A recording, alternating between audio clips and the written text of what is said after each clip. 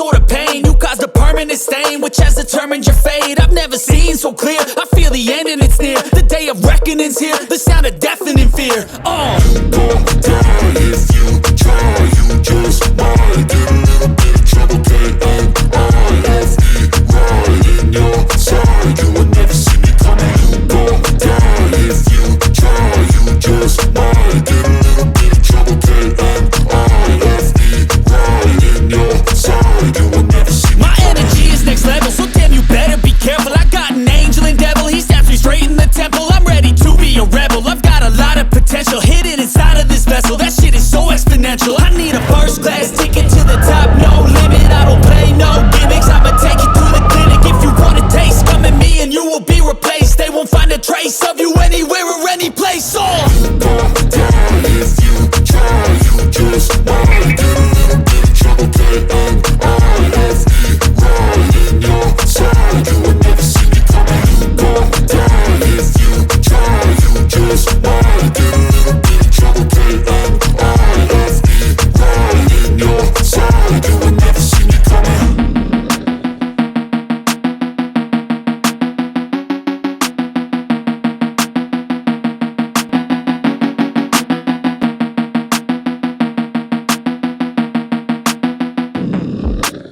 Ako nga po pala si Jimel Camanyag, ang may-ari po ng jeep na ito. Ito po yung nabili namin sa Carmona, Cavite, sa may palengke. Ito ay nung nabili ko yung wala akong mga antena. Ako lang ako naglagay, mga sounds, yung mga manubelang kahoy na yan, ako lang din ako naglagay niyan. Simple lang ako. Yan ang dating BA1, pinabalitan ko ng BD1, yung Milwaukee.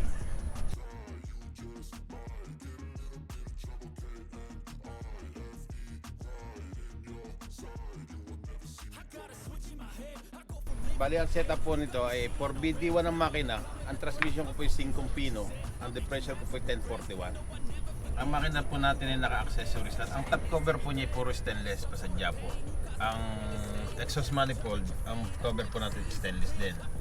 Ang pump po ng radiator, stainless din po. Ang atin namang intake manifold, yan po ay alloy na pinabaping ko lang. Alaga lang po sa metal polish. Ito pong jeep na ito nung nabili ko wala pong hubcap. Shout out nga po pala kay Kuya Bonnie Cheng.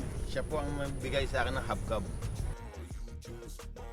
Ito nga po pala ako na nag-decorate. Ito po yung nahingi ko sa tropa kay Kuya Onet sa kay parang Jason.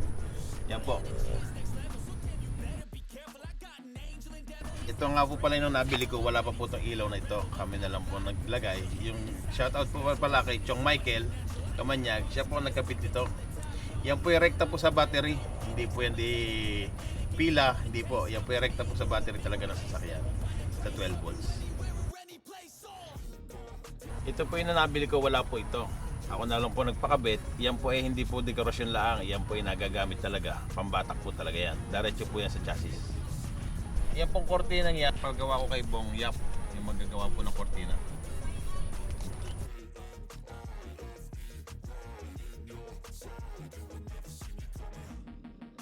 Ito pong jeep na to nung nabili ko, ito na po talaga accessories niya sa gauge. Pero ito pong manubela ko, hindi po naka power steering yan. Naka wood steering na po siya, pero hindi po power steering yan. Maliit lang po siya, pero malubay.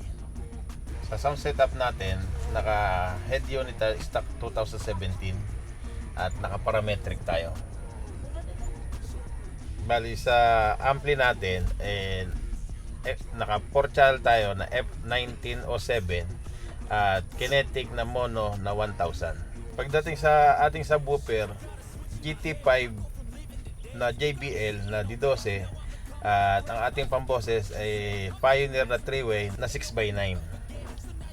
Bali ang gulong na ginamit natin sa kanya ay MRF na 700/15.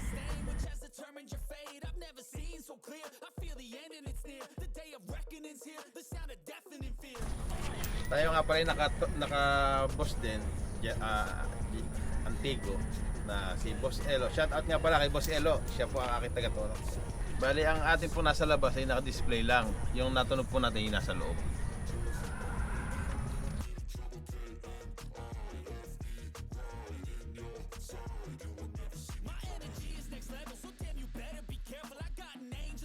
Shout out nga pala sa tropang Gentry, Jeepney Lovers. Shoutout sa Usapan Jeepney. Sa aking paring Carlo Grepo. Shoutout. Salamat po. Shoutout nga pala kay Pisang Kevin Colyantes. Siya po ang nagpintura ng bubong ko.